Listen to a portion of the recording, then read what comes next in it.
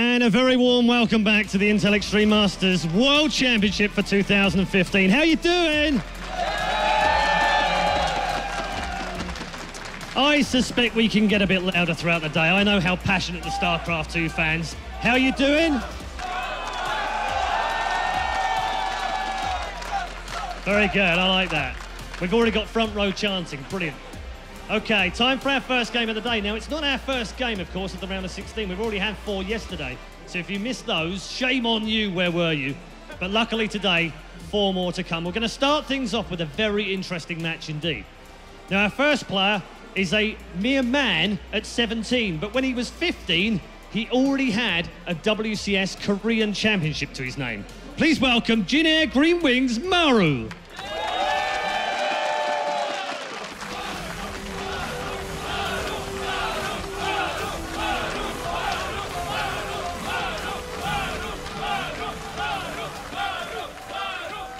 Now, his opponent may not be known to everyone, despite the fact that he has travelled Europe frequently over the last couple of years. A 3rd place at DreamHack sticks out, but other than that, there's no trophy in the cabinet just yet. But breakfast this morning told me something new. He says he's going to 3-0 Maru. Fighting talk. Please welcome Patience.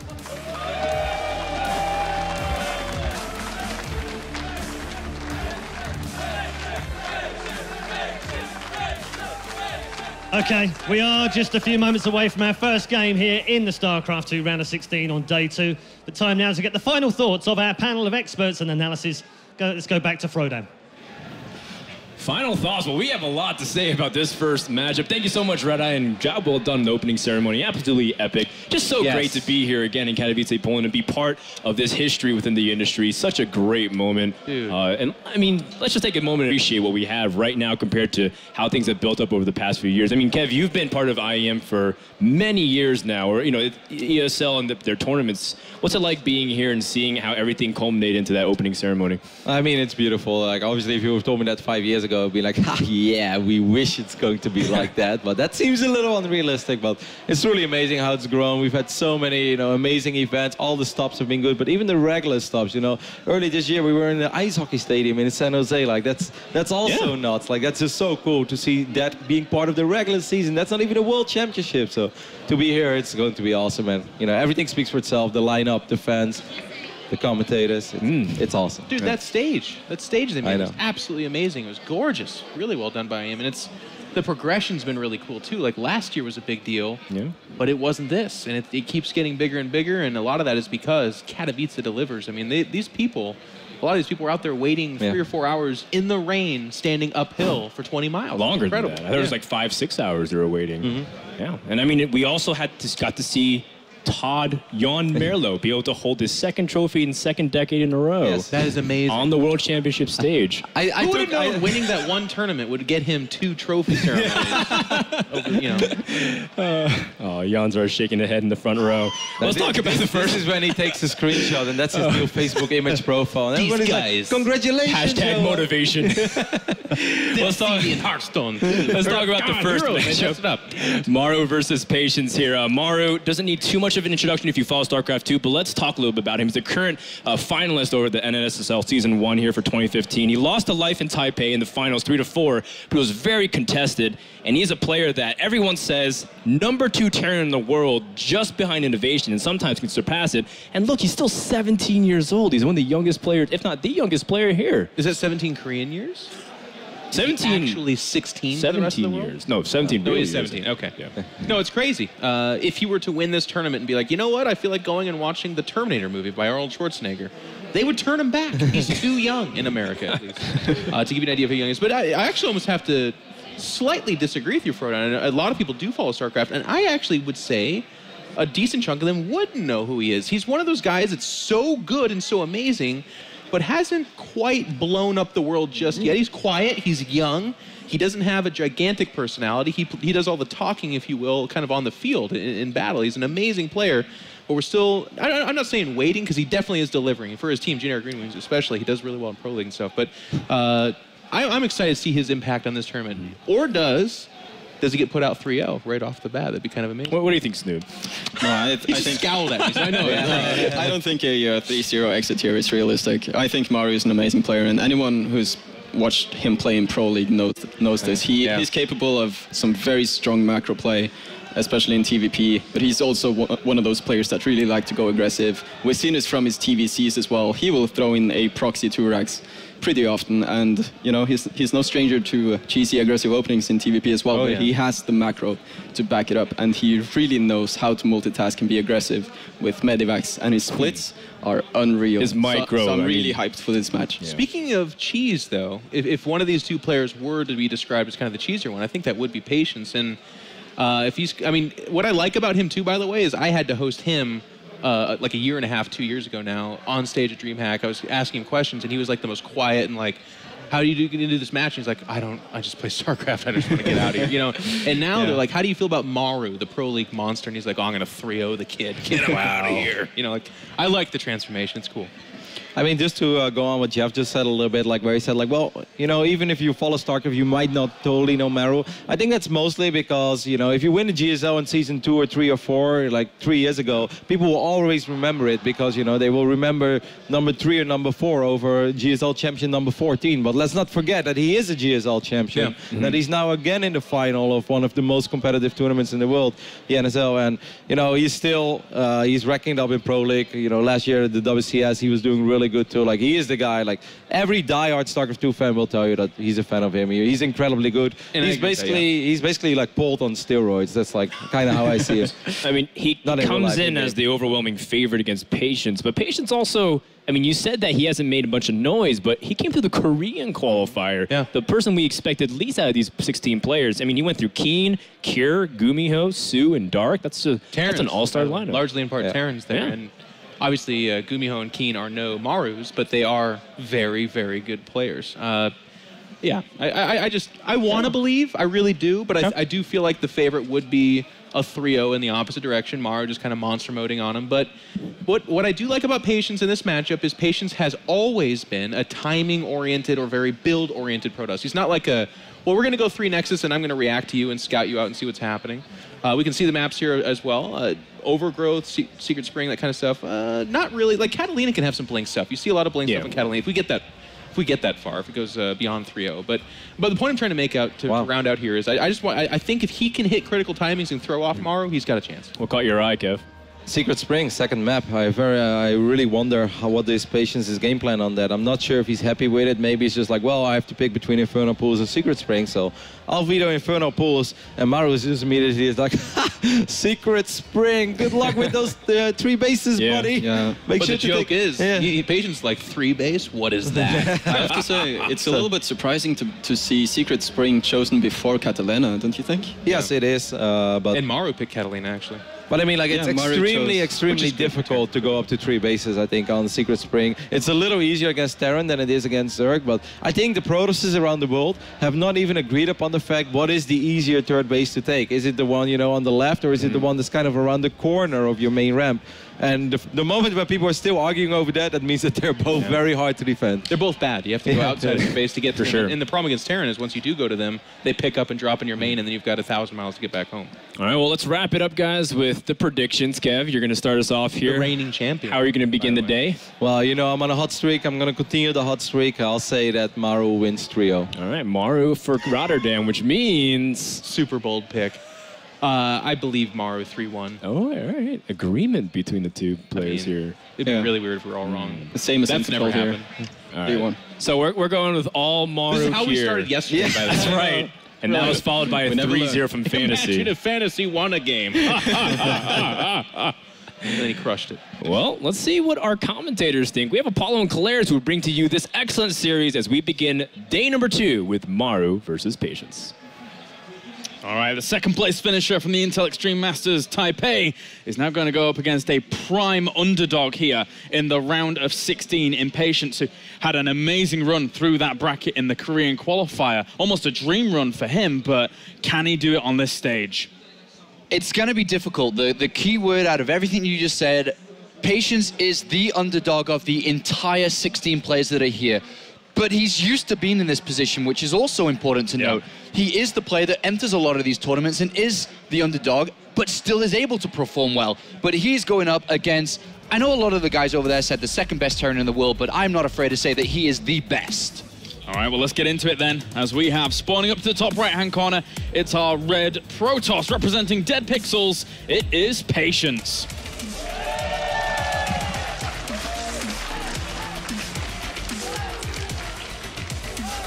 And down to the bottom left-hand corner, arguably the best Terran in the world at the moment, representing Jin Air Green Wings. Give it up for Maru.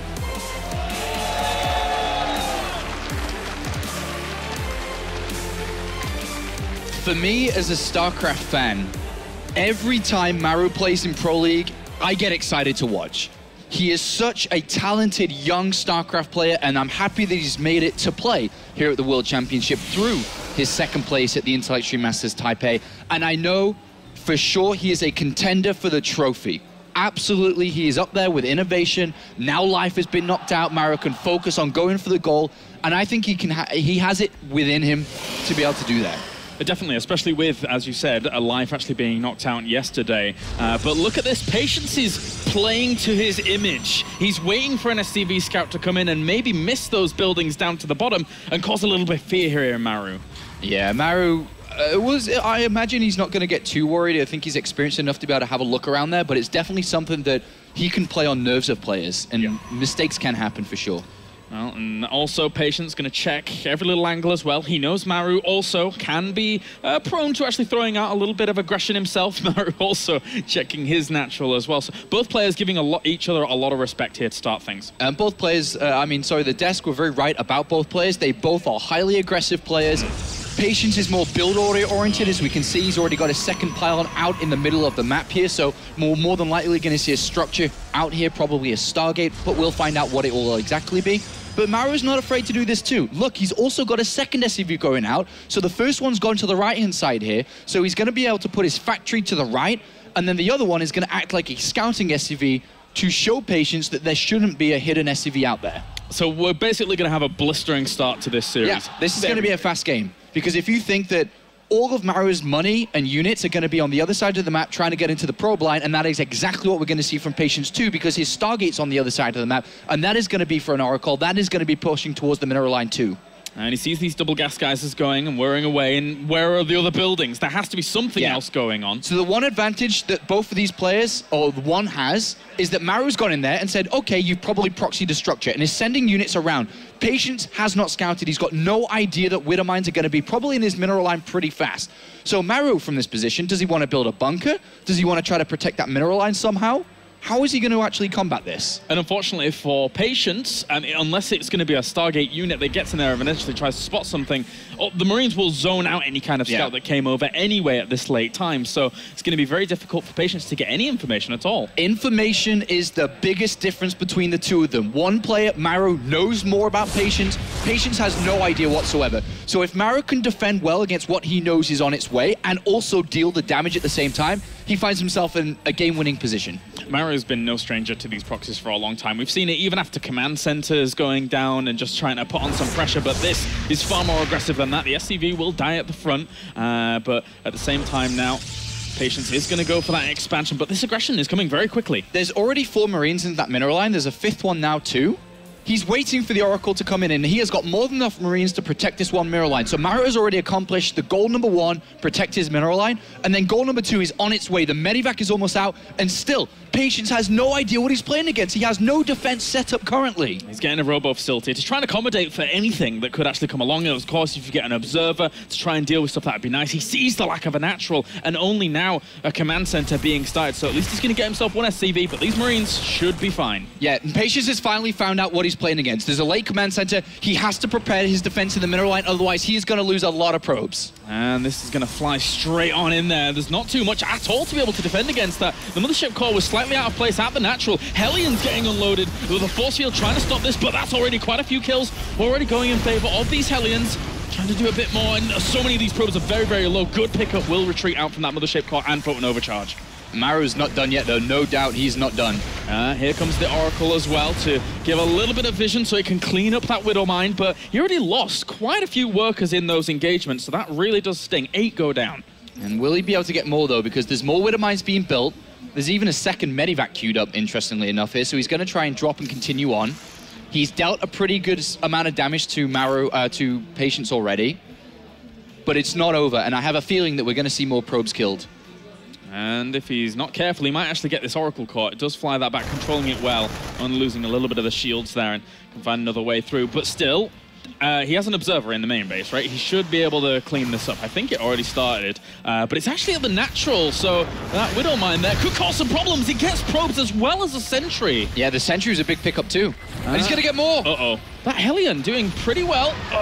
Get another 8 kills, 16 kills before the 8-minute mark even hits. And a lot of the probes not mining. There's a clear major advantage gone over to Maru. He's now finished up with his second command Sentry. He's got his production on the way, and he's still building Widow Mines. So this still isn't over yet. There's another drop going to go. If he gets more kills, any additional probes, Patience just keeps on falling further and further behind. And the Stalkers aren't exactly in the best of positions. They're going to move, though, right towards this location just to start denying this. As long as they focus on that Widow Mine, as soon as it drops, he should have an easy time of cleaning it up with the probes. Oh, but unfortunately loses even more probes to this. That's a total of 21 probes have been killed in this game. Unfortunately, the build orders shaping up against each other, especially considering Patience didn't scout, has heavily gone in favor of Maru, who is in a great position entering the 9th minute. The Widow Mine dropped as that volley went off on the medevac side. I think if it had dropped just as the volley was ready there from their Stalkers, it would have been cleaned up, but as that is the case,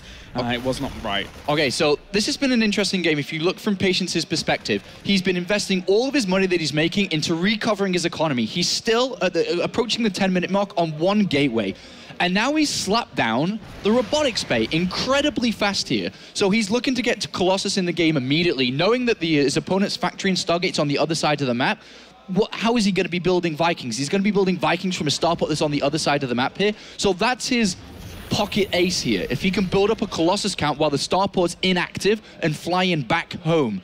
If Patience can survive these drops, build up a decent economy, and get the Colossus counts rising, he actually has a powerful attack to go. And he doesn't know that that observer has spotted his medevac, or potentially doesn't. So those Stalkers can lay in wait, and as it moves in, he can also move them forwards and close that gap. Oh. Oracle spots the Marines. He's got to defend this push. He has to defend this push. There's a lot of Marines on the way, and there is no photon overcharge for another 30 seconds. He's only got 5 Stalkers. He needs to micro them well, but he also needs to protect his mineral line. He has to hold on until the Colossus count starts to rise. Very difficult to hold against this army in 2 locations, that's for sure. Right now, the Colossus is on the way, but he is supply blocked for a little bit of time. That will slow things down as the probes are going to get evacuated. That's so many Marines. How is he supposed to hold on against this? That's the question Patience has to find out, and he has to find out now. 2 Stalkers were left in the main to try and deal with that, but GG, he knows he is down and out here in game number 1. Maru is able to dismantle Patience in the first game of this best of 5. A little bit of luck on Maru's side there with the way that the 2 build orders shaped up against each other. He definitely had an advantage in that, but information was so crucial and key in that game for Maru. He scouted, he knew what he was up against, he prepared for the Oracle while going for his main strategy. It worked, it gave him a huge edge, and he just killed Patience easily from that point. Yep, and now Patience here gonna have to pull something out here in game number 2, but before we get to that, we'll go to a short break and be right back with the Intel Extreme Masters World Championship.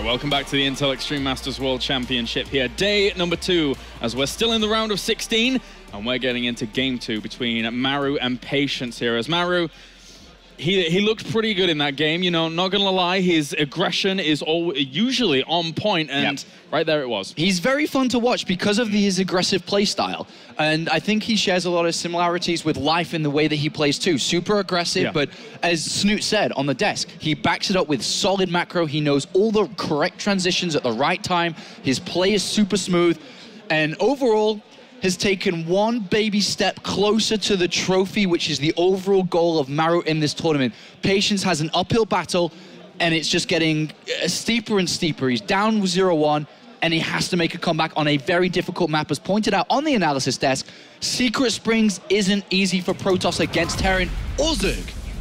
You said it right. We compared him to Life in the past in Taipei, and he is very, very similar. As we have spawning down to the bottom left-hand corner in this game number 2, it's our red Protoss representing Dead Pixels. It is Patience.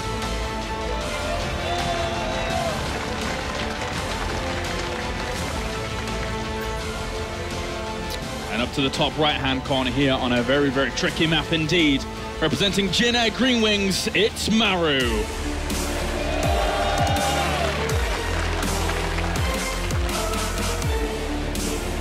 And I guarantee, at 17 years old, with a bit of confidence that you're one of the best in the world, Maru is not even considering Patience to be a contender in any shape or form in this series. It is a true David versus Goliath story. Maru is a titan. When he plays StarCraft, he's a giant, and he is looking at the trophy, and that alone, it's in front of the stage. Every player that walks past it, some of them say, I hope I can get that. And others say, I'm going to take that. And he is definitely one of those. Yeah, his stature in game is gigantic in this regard for Maru. Patience, though, he's already sending his probe out very, very quickly onto the other side of the map. This is a map where you do see a lot of proxies. You see a lot of Stargates actually up on the high ground near where those gold bases are, actually. That's a prime opportunity for people to do. But Patience hasn't gone for that location just yet. He wants to get over there, see what Maru's doing, and make sure nothing's going on that's too tricky on his side of things. First of all, he's going to be checking if the barracks is even in the main base at all, because it is Maru. And he will be able to spot that it is there, even get a little bit of light harassment going on, but that's not going to delay that barracks at all. And just harass 2 of these mineral patches for now. I'll be interesting to see how Patience is going to approach tackling Maru in this game, because is he going to try a 2-base all-in? Is he going to try Colossus play? Because if he tries a 2-base Colossus play and avoiding taking his 3rd, you're attacking into a Terran who is bunkered up inside his main base, because he also has that 2nd base tucked away towards the top right. And it's going to be very difficult for him to kill off Maru if he tries something like that. So I don't know how he's going to approach this. Funker then was just highlighting the perfection in Maru's economy management with just taking the right amount of gas, each SCV coming out at the right time. You don't have too many actions to be going forwards here, so why not take those little extra steps to get as much efficiency out of your economy as possible? And the Reaper has no intention to check inside the main base of Patience. He is absolutely looking everywhere now. So he's going to be looking for that pylon, for that Stargate, see if he can find it early on. And Maru, as mentioned with his confidence, is going to be telling himself, the only way you can beat me is with proxy structures or a hidden Stargate. Even a small delay on that assimilator there, positioning that SCV right up against that assimilator. And this Reaper just scouting out every little location on his side of the map because, well, for the most part, he knows what's going on the other side. With Maru's adjustment to his gas, he kind of climbed up a little bit with his mineral count and has decided to play barracks instead of factory. Factory is definitely the more popular and arguably the stronger follow-up from taking your expansion. Patience needs to scout this, because in Patience's mind, and in every Protoss player's mind, okay, the next part of the game, I have to defend Widow Mines, but if he can see that he doesn't have to, then he doesn't need to worry about that, can be more aggressive, can be more greedy. Will the Mothership Core get that information for him? We'll find out in just a second. Another little economy trick there for Maru. He actually pulled his mule off at the very end, so it didn't actually waste the minerals on the trip back. He knows exactly how much that mule is going to time out and if it's going to waste those minerals on the movement out. So this is becoming an interesting game and a rather unfortunate game for Patience, as Maru's going to go in and see the Twilight Council. And the Twilight Council can very easily be aggressive or defensive. You can get Blink and it can really help dealing with multiple different medivacs that are coming your way. But as of right now, Patience doesn't know how to use the Twilight Council. Is it for defensive reasons or is it not? if he uses it for defensive reasons and tucks tight with Blink, then Maru's opening himself up to build a very big bio army that's going to sting in the mid-game, that Patience could avoid playing defensive to power himself up for that stage as well. So how does he play this? Does he want to be adding on a lot of gateways? Is he going to tuck himself tightly at home? And that mothership core, by the way, in the middle of the map, that Maru's hunting after seeing it there. It's a little bit vulnerable. He, unfortunately, though, realizes just in time and will move back to the safety of the high ground of the main base. Remember that Marauders have been made with concussive shells to begin with. There's no stim, there's no combat shields. He's going to move over and he's going to be trying to target down some Stalkers very early on. And it's still only a single gateway and only minimal amounts of Stalkers out. And if they fall this early on, that could cause a whole lot of problems. The two Stalkers were at the back. They're going to move towards the forward front here, but still doesn't have too much information about that. Extra gateway is going to be thrown down. He's on 3 Stalkers now, I think. And he's got Warp Gate, so he can go to a 4th one, but he doesn't have Blink. And it's only 1 gateway, so he's got to be very careful not to lose these units. He's right in the middle of being ready for this. Blink of the gateways, but he's not right now. Yeah, these Marines have just moved straight up onto the high ground with that as well. And that concussive shells is going to cause a lot of problems. I mean, that didn't even cause too much at all. Patience there with a little bit of panic in his eyes to try and sort out the situation that he's found himself in, realizing that this is not exactly what he anticipated. As the Marines just walk up straight, the forward overcharge hasn't done anything so far. No, he hasn't, and these Stalkers can't combat these units. He's going for the probes. Just trying to bring down the Marauders. One of them has already fallen in this army. A second one, though, doing quite a bit of damage. The Stalker falls, but probes are going to fall left and right, and that is quite a bit of damage being done to this. This is so bad for Patience. He's going to lose another Stalker as well as 8 different probes. 9 probes. And Maru just walks over Patience, and the clash between the two of them, unfortunately, it's being shown this is not at all close. This is very one-sided. Maybe this Oracle, maybe, if this gets into the mineral line, deals equal amounts of damage, Patience can find himself hopefully in an equal position again, but right now he's behind again. It's a good point, because the Reaper at the moment is kept poking back in and out, and it has seen the fact that there is a Twilight Council there. Maybe he thinks that's the tech choice he's going down. Still no information about that, but the Reaper moving towards the 3rd base. If it goes any further, if it was to scout a little further, then it might be able to. Maru has seen extra gateways, so he's got a bunker down and he's building a lot of units, but Stim is about to complete. Patience needs to drag the... Whoa. Calm You down. got to be very careful there. The Oracle, and he's waiting for 2. Patience, he doesn't have a robotics bay. He doesn't have any forge. He doesn't have any upgrades. He only has a very basic economy and very basic technology.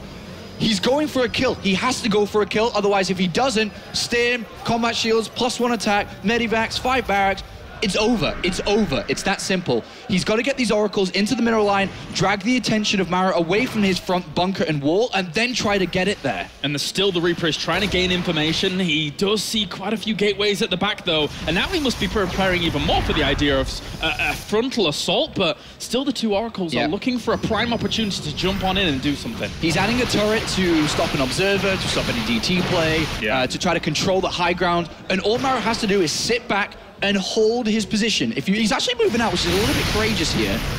But he's got a lot of units, so maybe it's not that bad, actually. The Stim done, the Blink Stalkers are having a bit of a hard time actually combating that straight up. And catching an extra Stalk here is nice. The Oracles, there's the recall, so does get out of that sticky situation, and he didn't see the Oracles on the edge of that battle. The way that the 8 probes slowed Patience down earlier, he just wasn't at a decent unit count to be able to contain or put any pressure onto Maru, so this kind of attack that he built around just wasn't even close to working. And he can lose quite a few SCVs here as he's going to go on the pursuit. The entire army is over the other side of the map. He's going to have to rely on reinforcements alone to be able to help this out. He was not expecting this. Missile turrets going down in the main base mineral line to try and shut this down, castles a few of these buildings, but at the same time, that force field, he could stop a lot of that from getting up.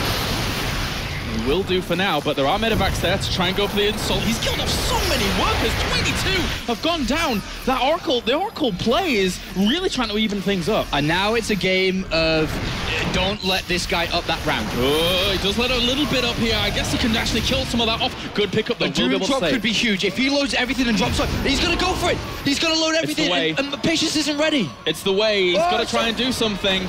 And these Stalkers, they could have focused down some of the medevacs, but they didn't get the opportunity there. He's up on the high ground. No Metal Sentries is going to be able to shut this down in this position. Stims up, goes for the kill on a lot of this army. The mothership ends up falling. Stalkers left and right, going to end up falling as well. And he just completely cripples everything. The game was not to let Maru inside this base. If you do, you are going to lose a lot. He's lost 9 probes, he's losing all his Stalkers. He let him in there, and Maru is punishing him.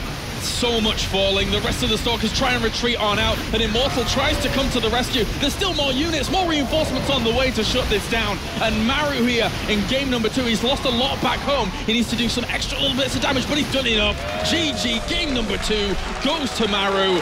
And right now, Patience is staring down the barrel of a gun. If only he didn't let Maru inside that main base. He killed off his economy. 25 workers at that point in the game is pretty much cut % of what he had. And that hurts a lot. Even though he's got mules, that hurts a lot. Patience had almost double the economy of his opponent. And that is huge. And all he had to do was buy that time to use that 50% advantage in terms of the economy to build a bigger army, to hold on, to get that forge working, to get an Immortal out to help, and maybe he could go into the mid-game, maybe even leading. Yeah. But he let him in, and he wasn't ready, and it ended just as simple as that. With the utility that Blink Stalkers give you in that position, even if you're not holding the ramp, you can anticipate that many medevacs trying to go for a Doom Drop, something like that, because he has to. There's 2 ways to get in. You charge up the ramp or you drop in there. You've got Blink, you've got force fields. You've just got to not let him. If he was more, I suppose, looking at the scenario a little bit better and he blinked under, you stop that. You actually stop the medevacs from even unloading and he can't get in. But he allowed it. Tough stuff, and that means now he is, well, Maru is on match point with Patience, unfortunately facing elimination. This series so far has gone even faster than it did for Rain in day number 1, so Patience are very, very much so the prime underdog here of the entire tournament. Isn't really doing the business that he needs to against the a titan in Maru. Maru's unbelievable. It's unbelievable what he's able to do, and Patience needs to find a way to pull this around. He has to, and I don't know what it is. It's going to be hard. I don't think Maru even lets up the pressure. I think he can continue happily just piling on the pressure. Vanny Research Station, it's a pretty good map for him to just say, well, I'll just go for some proxy barracks and try and do some pressure there, because he likes it, especially against Zergs, of course, but he can do it against Protoss as well. We saw it yesterday from Fantasy. The big question is now, can Patience really win 3 games in a row against a world-class Terran?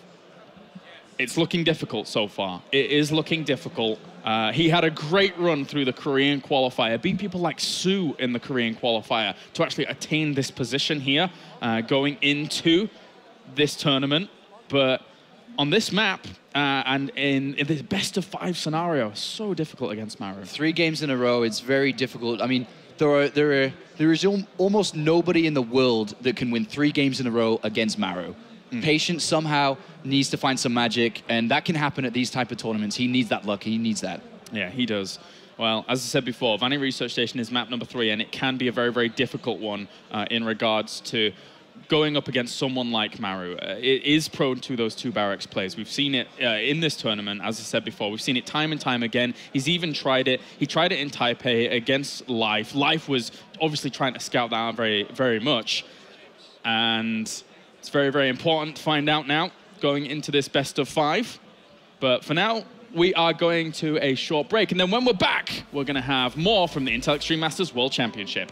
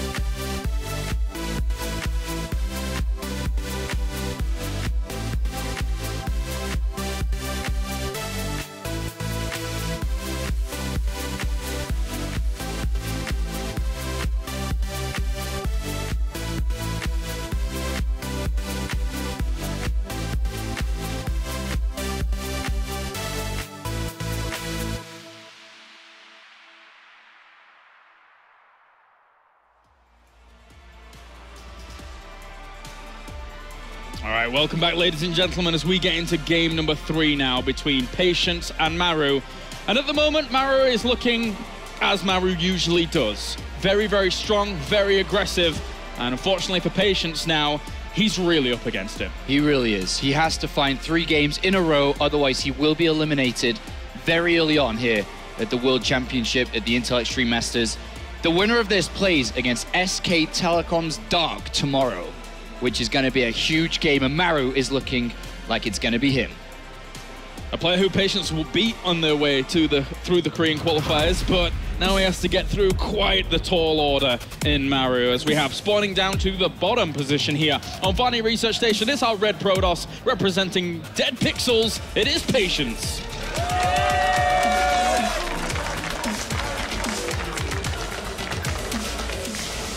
And up to the north as our blue Terran representing Jin Air Green Wings, it's Maru.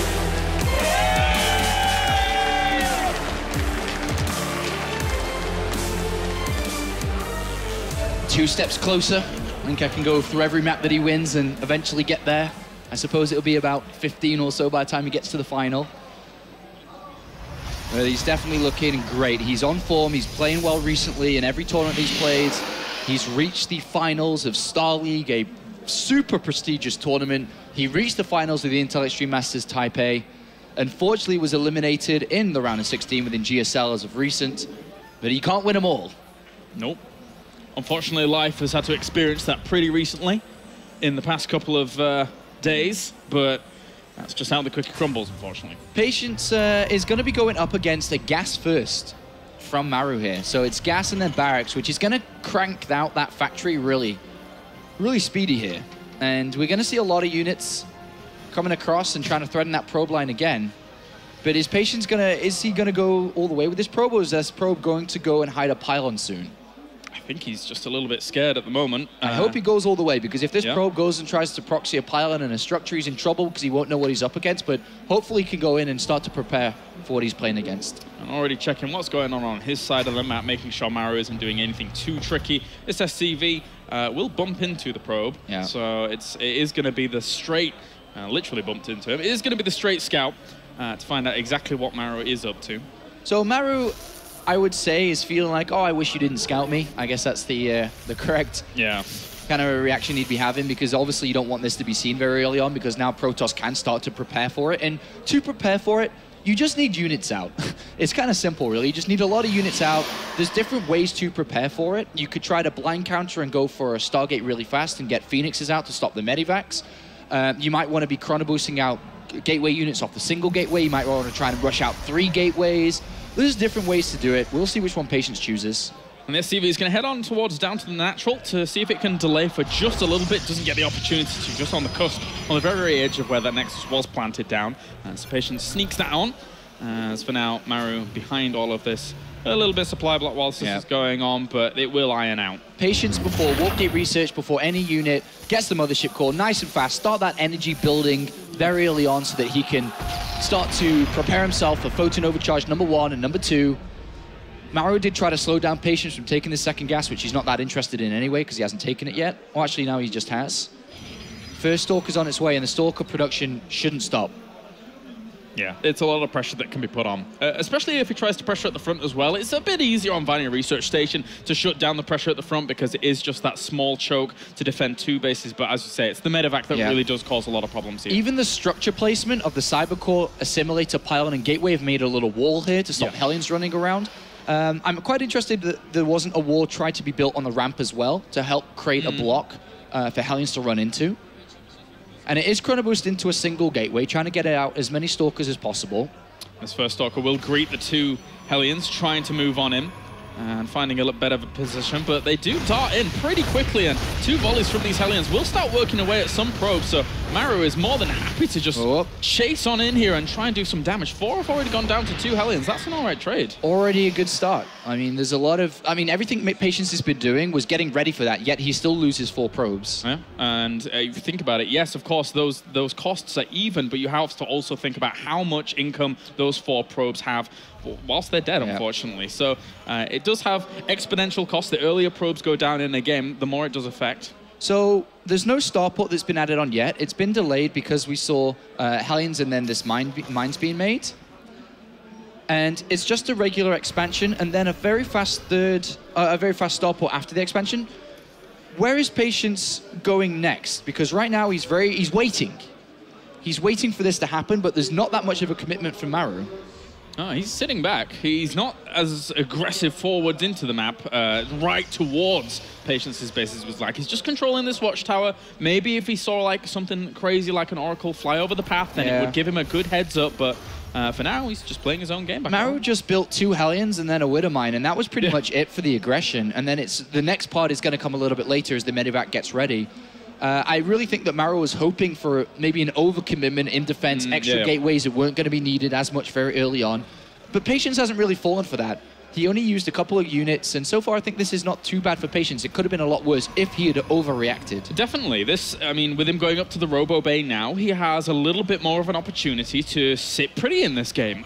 It's still Maru, and you know his macro is pretty strong, but going up against what we see from Patience here, there's the potential that he could get those Colossi out and start gaining some momentum. With the robotics base so early on, it's a very expensive structure, and Colossus aren't cheap either. So well, Patience has already answered that. I said, is he going to cut unit production? Because he was on 4 Stalkers, and I wondered if he was going to stop the 5th to start to get the Colossus out.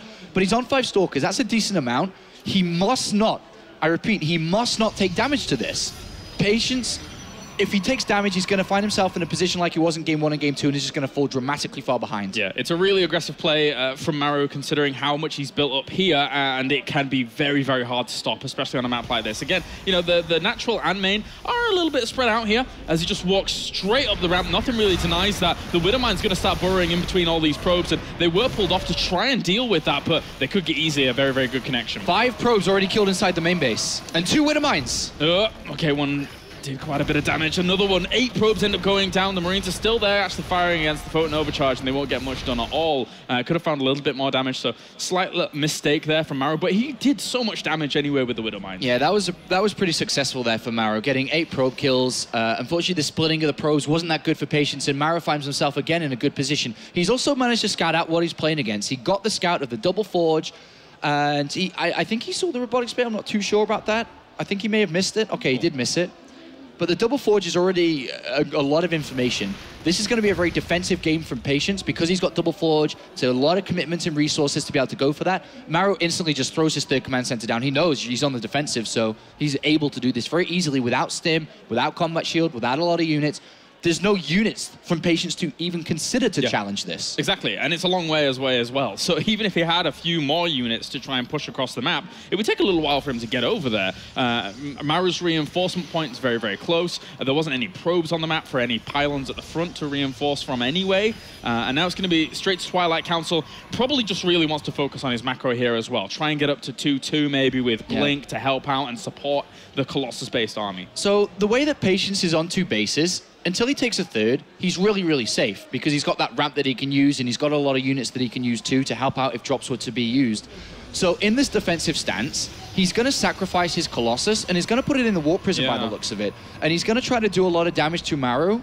Oh, no, okay, he's not going to use that. He's actually just going to use the Warp Prison by itself. So either way, he's going to try and get towards the back mineral lines of Maru while sitting pretty on these 2 bases. If he can deal a lot of damage while playing defensive, this can be all right for him. I see a thought process, though, there with that. It certainly looked like it was lining up for that with the first Colossus being just out and trying to go. We've seen that more commonly now. I mean, I say more commonly. It does come out from time to time, does the Colossus drop. But this could catch Maru a little bit off guard here. His entire army is in the middle of the map. That's right, and there's observers that see the army positioning too, so he can time the Warp Prism usage really well. Yeah, that's true. That's very, very true. There's Zealot on the left-hand side, just in case any drops were to go around the outskirts on the left-hand side of this map too. And, well, he will try and dart on in towards this natural base. This target is very, very good here for him. He could do quite a bit of damage. Already going to work on some of these SCVs. Stims back with the reinforcements, though, and we'll be able to shut that down. Yeah, is he gonna get the Warp Prism? Ooh, very, very close. Very close, and it manages to get out just in the nick of time with very, very little health left. All right, well, the 2-2 is already on its way here for Patience. If he gets to 2-2 comfortably, he actually won't be in that bad of a spot, but there's a lot of Maru units. He's been building quite consistently off these 5 barracks, and it's very traditional typical Maru style as well. No Vikings, despite Colossus being used. He is well known for this. He likes to spread his units. He likes to drop on top of them. Overall, this is going to be interesting to see how this is going to play out. Is he going to be able to deal well with the without Vikings? Well, that's a lot of units in those medevacs. Another Colossus is on the way. He's going to go up to 3 very soon. That's quite a lot of firepower in those Colossi with that third base now being added on. But Maru, he knows this map to a T. He's going to try and drop on the right, hit the left. But there are enough Stalkers there with Blink about to finish. And Photon Overcharge right next to it as well. So this is what Maru's going to try and do. No Vikings, just lots of units.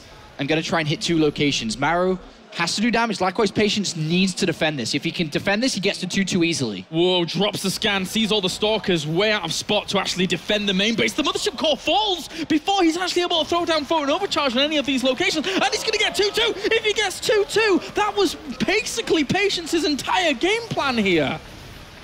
Maru is so good. He knows what he's playing against. Double Forge, he hunts the Double Forge down. He is so good at StarCraft. It was a perfect attack. He's got another one on the third as well. He gets rid of the advantage. He destroys the core strategy of Patience with a single drop and evacuates and leaves. That was absolutely beautiful for Maru. One swipe of that sword and it is all gone. I don't know how he was able to execute that so perfectly. Drops the scan, sees the Stalkers, instantly pounces on the opportunity to just eliminate any threats available. He makes it look so easy. He sees the Stalkers, he scans, he drops on the high ground, he uses 2 Widow Mines to zone, he charges in at the Stalkers before they can even get ready to defend, he picks off the Forges. Absolutely stunning performance from the 17-year-old. You make a great point. The 2 Widow Mines even just at the top of the ramp, the way they were positioned to make sure none of the reinforcing armies could come along to deny. I mean, that one Colossus was pretty much dead on arrival before it could even do anything. Now Maru drops a scan again, sees the amount of army that he's going to have to contend against on the bottom of the ramp, and just stims on in. He knows here that Patience can't come down that ramp too easily against this small force, despite it doing a lot of damage, and he's going to lose the Nexus. This is a masterclass. This isn't close. This isn't close at all. Maru is absolutely destroying Patience. Oh, there you go. There's the GG. Maru advances on to the round of 8 with a swift 3-0 there as one of the best Terrans in the world. The most one-sided series of the Intel Extreme Masters World Championship so far. An absolute masterclass from Maru. Excellence. Patience and good spirits, of course, knowing that it was going to be pretty difficult against a player like Maru. Commiserations to Patience, but a brilliant run from him to go through the Korean qualifier as he did. Sadly on the day, though, he's Maru.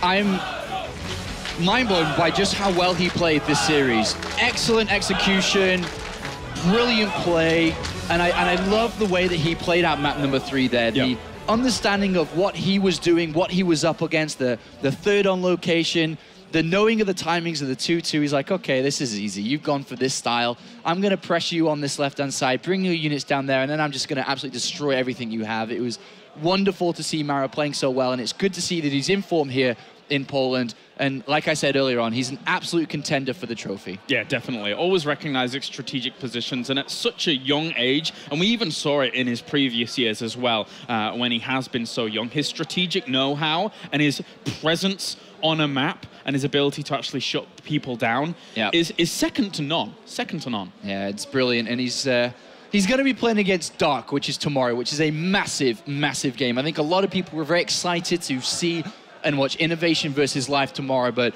no doubt Maru versus Dark is a huge game. It's a massive game as well. Yeah, definitely. Dark has shown stellar performance yesterday. We saw him contend against Tasia, no less, of a player. And also, he is one of those, I hate to say it, dark horses, because he's under-touted, I would say. Very, very strong player. Dark's one of my favorites to do very well in this tournament, and I think it's going to be a very good game when they do meet tomorrow. Yeah. And if he's able to dispatch of Maru, I think Dark's going all the way to the finals, and I think that's probably the biggest game of the lower bracket that we have here. Yeah.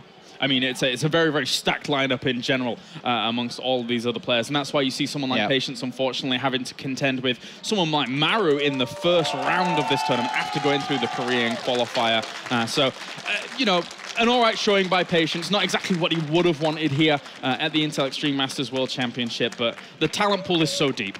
Yeah, I mean, he did excellent to be able to qualify for this tournament by beating a lot of the good players that are even at this tournament. Yeah. He's re-qualified into GSL recently as well, managing to get into Code A, and will be fighting for a Code S placement soon, come to Season 2.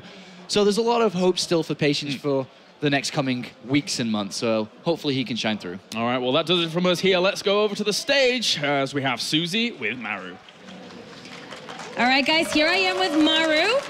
Let's give it up for Maru. We got an amazing play today. All right, Maru, now this morning at breakfast, I was talking to Patience, and he had told me he was going to beat you 3-0. He looked really confident. Why do you think he said that? 모르겠어요. 왜 한 건지.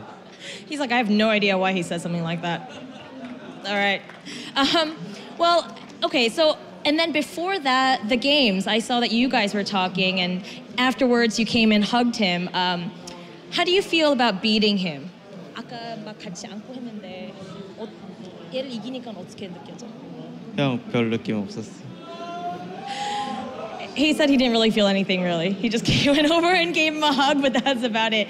Man, I'm going to have to get this guy to talk a little bit more. All right, well, then, let's see. You've been to a few international tournaments now. This is not a yes or no question, so maybe he'll give me a better answer. What do you like about international tournaments, and do you want to come to more of them? 해외대회에 대해서. 일단 국내랑 분위기가 되게 다르다 보니까 이게 관객도 많고 되게 좋은 것 같아요. 왜 좋아? 호응이 좋으니까. Man, this is like pulling teeth, but it's okay. You know what? He's still young. I'm going to work on him to get better answers. He just says, actually, you know, it's very different from Korean tournaments. The audience is great. People cheering here are louder, and he just said, I like it. So I asked him why, and he said, just the atmosphere is wonderful. So, all right, well then, in Taipei, you lost to Life. Life is now out of the tournament. Who do you think is going to be the person that can beat you? 제가 손만 잘 풀리면 안 질 것 같아요. 아무한테도. 전혀. 네. 우승까지 다 할 거야. 네. He says, as long as my hands don't betray me, I don't think anyone can beat me, and I'm going to win it all. So, all right, well, on that note, at least we got something out of him. I'm going to send it back to the analyst desk.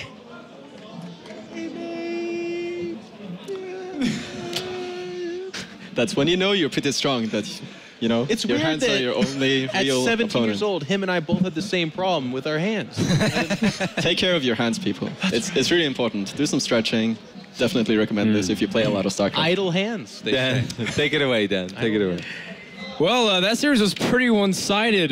You know, Maru absolutely destroyed. I mean, I think you were predicting it right off the bat, Rotterdam. You said 3-0 in favor of Maru. And that doesn't really come as a shock in terms of the result, but the way it happened, it just felt like Patience was one step behind. It felt like, you know, every time he needed to just respond to something, his Mothership Core, his Stalkers, being able to respond to a drop, it was just a little bit slower. Is there anything else bigger overall? I think you were also talking about some of the builds, so... I'm talking...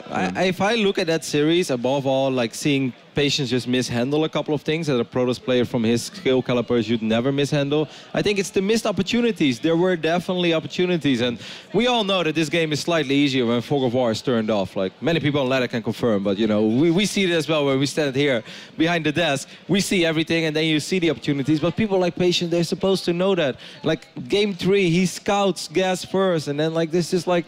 You know, be ready for these things, and he was sort of ready, and then he just still mishandled it. Why don't you have an in-control pylon on the other side of the map? Why don't you go 1-gate robo, 3-gate pressure on the other side? If he doesn't have a bunker, which he didn't build in the entire series, you just kill him. You straight up win. Yeah. And that's just sad. And even in Game 1, like, he did exactly what Maru wanted him to do. It's like one Oracle. Maru had barely enough to defend against one Oracle. Imagine if he makes a second Oracle on Overgrowth, then 2 Oracles wipe out everything.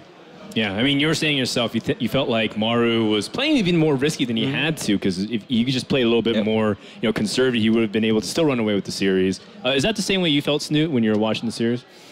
It just felt like, you know, when we were watching Fantasy versus Rain yesterday, I got a little bit of the same feeling from this one. Just defense failure from the Protoss player over and over again. Hellions running into the mineral line, killing probes all the time, and just follow-up aggression not being dealt with, and just the Protoss player gradually falling behind from every single tiny piece of harassment and the counter harassment. Yeah. We saw that in the game on Secret Spring. Patience was almost making a comeback with those 2 oracles. Killed something like 25. 22, yeah, something like 22 SCVs, 20 plus, and that's massive. But he was just so far behind from the initial aggression, where Maru just walked his Marines up the ramp, baited out the photon overcharge on the primary nexus, the main nexus, went straight into the natural. Such a smart move on Secret Spring. So Maru just with really strong builds. They both had strong builds, but Maru had the better tactics. To play a little bit of the psychoanalyst, if I could, I feel like part of what we see with Patience too is that he's constantly up on stage against these monsters like a Maru, and every voice in his head and probably the advice he's getting from his peers is like, well, don't play your normal game for God's sakes. Maru's 10 times the player you are, so you're gonna have to do something clever. But then we see Patience on online qualifiers where there's not an IEM audience, there's not tens of thousands of people watching, and he's able to beat Keen, Gumiho, Su, who went to four GSL finals. Like, he beats these players that are bigger names than him and are probably better players on paper, but he's able to play probably a game closer to what kind of Kevin's talking about, where it's like, okay, gas first, my mind's moving at a normal pace right now. I can identify that I'm probably going to get Widowmine dropped. There might be some Hellion stuff in the meta right now. I'll be ready for that. But in a stage like this, on a game, in a game series like this, he's like, no, I got to do this crazy 2-base Colossus all-in, where if my economy remains completely intact against a guy that's known to harass a hell of a lot, then I'll be great. And then it doesn't go to plan, and of course, 10 probes later, he's all of a sudden internally behind and dying bad on stage. And I also think there was a small lack of confidence, like just to go on even further about everything you just said. Like on Secret Spring, after he dealt so much economic damage, he knew Apollo was spot on. All you have to do, there's only 2 ways in. It's either the ramp or he's going to drop. Now, Secret Spring does have a large area to cover, but dropping is risky because this was not like 6 or 7 blink stalkers. Like Todd mentioned this yesterday. You don't want to blink with 6 stalkers into 2 medevacs that are already in your base because they all know marauders that kill everything. We were looking at 12, 14 stalkers. Yeah. If you blink forward with those, you snipe a full medevac immediately, you kill the second one, and then it's 3-4 marauders that you pick off. Like, I think if he would have blinked immediately, he could have dealt with that pretty fine. You activate a photon overcharge, you wipe in a few zealots, but there's just no confidence. He sees it, and you could see, obviously, he's hesitating. Do I blink? Do I not blink? He decides not to blink, and it's like, well, nobody's going to micro-blink stalkers against 15 stim marauders. It was a funny move, though. Unless we are casting Parting versus Flash on a third cup, and we're just completely wrong. But thank you for taking me back to that. But it's a funny moment because, like, if those 4 medevacs are boosting in, you almost don't have time to blink underneath. And if you blink underneath, you actually get torched. But for whatever reason, he wasn't boosting. They were moving in slow. And he was like, I need to save my blink for the micro. And then they all landed. He was like, I need to run away from this forever. And it was just, he was dead. He was super dead. But I agree with what Kevin said. If he would have had kind of that confidence, that cutting edge to be like, nope, blink underneath, pick off 2 medevacs. He starts to slow roll the other 2 out. You pick off those medevacs as well. Then you back up photon overcharge. And all of a sudden, 25 SCVs down at home, Patience looks to steal a game, and maybe it's a different series. But it's those missed opportunities that Kevin was talking about that do define the series. And again, I feel like that's almost kind of a Protoss trap. We'll see other guys fall in this trap where maybe they're not as big of an underdog as Patience, but they're like, well, I need to do something super clever. And then they lose 5 probes, and they're like, I don't know what to do, and it gets really weird. And Protoss is such a, definitive timing-oriented race where they have to get some kind of advantage or some kind of pull the wool over your eyes in some way, and if that doesn't happen, very few players successfully just straight macro. I mean, it was Rain back in the day, but we saw what happened to him. Well, that's pretty rough. We actually want to take a look back as well. We have a clip prepared to just look back a little bit on the series, especially at one specific moment, Kevin. You have a lot to talk about it. Yeah, it's just like, I think one of these moments that we're all so familiar with. He knew that it was gas first. He saw the first 2 Hellions, and then, 9 out of 10 times you're going to have a straight follow-up. Here we see the medevac flying into the natural, and a couple of units are walking. They're walking across the map. Yeah. He has photon overcharge. He has 2 observers. He has 5 stalkers. Like, okay, you can lose a couple of workers, but this is not a setup in which you should ever lose 7, 8 workers. Look at the photon overcharge. Look at the mine. It's like, please shoot at the mine. It's like you're screaming at it, shoot at the mine. And he's just like, then he starts buzzing it with 4 probes. They were like tasering this mine down. Like, doesn't work. Take their lives. And then this, run my stalkers into some extra probes to lose a few more. It's just, Patience can do this so much better. He knows it. It's probably nerves. It's a little bit of everything. You're falling apart. They're already down 0-2, but you know, this does not have to happen. Well, 5 Stalkers with an Observer did not stop a single Widow Mine from getting off. They both got off, and the medevac actually escaped. So everything Kevin says is correct, but like Patience needed to win one side of those two things. Like he did save the Mothership Core, I guess, but he still lost 5 probes over there because, as Kevin said, he did that thing. And again, I said this yesterday, I know that. Every single Protoss player on planet Earth has done that where they're like, they circle 5 probes and throw it out a Widow Mine, and the second they do it, they're like, I mean, God, that's the wrong call. That was stupid. Yeah, I do it all the time. I'm really not one to talk, because anybody who watches my stream will be like, well, Roddy, we can make a nice little highlight montage of your ladder sessions. There's so a guy right now going like, on this stream and this one. All right, 3 seconds. They're going to have you like, you know, watermark behind going, you never circle the Widow. I wanted to ask a question. You know, we're circling a lot on Patience's play. Was there any credit to what Maru's doing, or is it just he's doing standard stuff, and it's like, you know, he wasn't doing anything ordinary? I mean, Snoot, can you talk about a little bit about maybe some of the cool things Maru was doing there? Well, it wasn't really all too flashy. Obviously, the build on Overgrowth was very cool, but on Vani, he just played a very traditional, straight up. But I mean, you could really see the difference play out. Maru was doing his timings very properly, but when I looked at Patience macro, it wasn't really as crispy. It was floating like 500-600 gas, only had a single gateway, but Maru always made his production on point. We saw it in the other games as well. 1 racks, 3 racks, 5 racks, just playing really safe and solid, getting those production facilities, and that was the key difference here. Patience, when the first attack hit, he was floating a lot of gas, was getting ready to get up to Colossus, thermal lands, but he only had 1 gate. But Maru never missed a beat with dropping down those production structures. I even like the really subtle thing in Game 3. He scans, see there's like 9 Stalkers in the Mothership Core in the middle, overlooking the natural. And a lot of Terrans would, not necessarily incorrectly, just drop on top of it. Who cares? Photon overcharge? I don't care. I'll kill those Stalkers.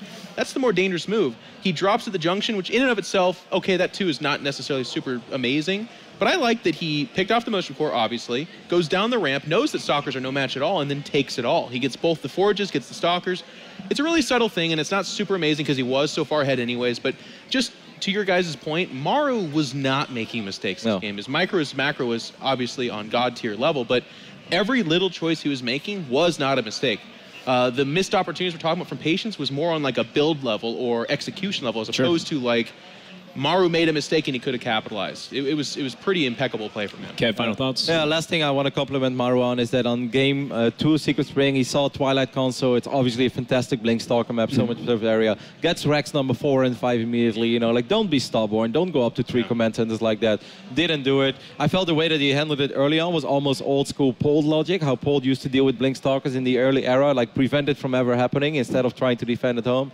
I think that's cool, and I'm not a 99% sure about this, but I believe that on Vani research, he saw double Forge, and then he went command center number 3 before Rex number 4 and 5. At least I believe that's what happened, and if that's the case, like, I really like the thought process behind it. Like, double Forge, you're not attacking me. Blink Stalkers, you will be attacking me. I thought it all made sense. Just game number 1, I'm not too much of a fan of, because, you know, either it does a lot of damage or it does almost no damage, and it can be a very ugly game for Maru as well. Like, I wouldn't do that against Seagentis Hero, for instance. Well, you won't have to worry about that until potentially the finals. Maru goes on to play against Dark. That's going to be an epic series, and as long as his hands don't betray. Do not betray. I love that. When Jeff does that, I just get the image of just like the must not fail. Yes, exactly. And it's like emanating from it. Like I can see him at his room at night. Like, come on. It is a really important point. What is the next round? He just made, what is it, like $5,000? $3,000. So $3,000. What's the next jump up? 6? 7,000. 7. Do not take it from me. Well, we'll see how it goes as Maru does advance to the round of 8. The only person remaining missing from the bracket is the winner between Flash and Trap. But that's not where we're going to go. We're in fact going to go to Byung versus Solar coming up on stream after the break. It's going to be a match between 2 players that have a lot of stories. Solar, of course, being one of the best English-speaking Koreans and definitely a fan favorite, up against Byung, who's yet to paint his first picture here in the international scene of StarCraft 2. Before we want to go, though, or did you want to say something, Jeff? Paint his first picture? Yeah. I like that. It's like a zoo gorilla or something like that. Like, A spirit animal He of has some not kind. yet painted a picture. Go for That's it. right. Sorry to Yeah, interrupt. absolutely. Well, we're going to also take an opportunity. If you guys want to see extra content, you can check out the Score Esports app on Android and iOS. Make sure to just download on your smartphone and tablet and keep up with all things Intel Extreme Masters, not just StarCraft 2, but also League of Legends, CSGO, and even the Hearthstones. When we come back, we're going to have more action here in StarCraft 2 in Katowice, Poland. Stay tuned. We'll be right back.